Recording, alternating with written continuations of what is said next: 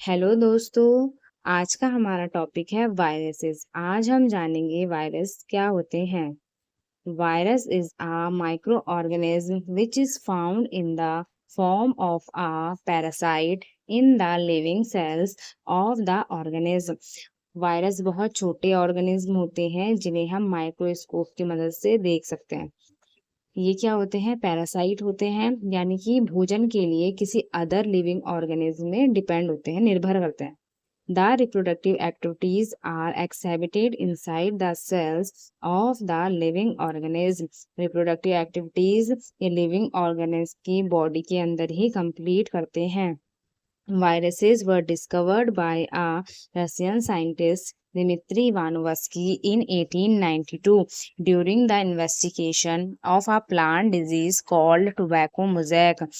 Virus की discovery की थी दिमित्री इवानोवस्की ने 1892 में, जब वो टोबैको प्लांट में कोई एक्सपेरिमेंट कर रहे थे तो उन्होंने क्या देखा, उसमें एक टीएमवी वायरस देखा जिसकी फुल फॉर्म है tobacco mosaic virus. Virus is a Latin word whose literal meaning is poison. Virus एक लैटिन शब्द है जिसका मतलब होता है पॉइजन, यानी कि जहर। Viruses naturally grow and reproduce in the living cells of more complex organisms।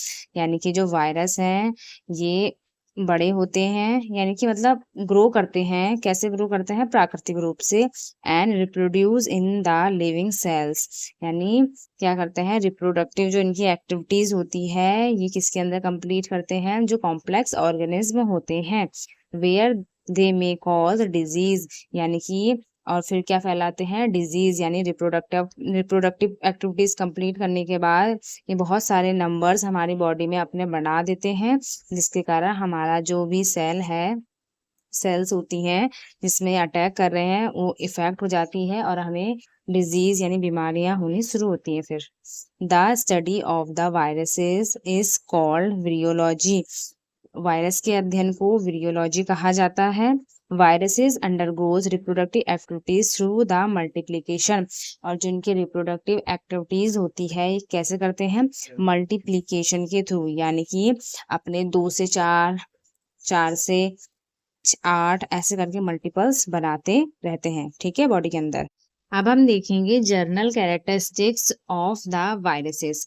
पहला है there is a complete lack of cellular level composition like cytoplasm, cell membrane, cell organelles etcetera in the virus. Virus के अंदर पूर्ण रूप से कमी होती है सेलुलर लेवल कंपोजिशन की।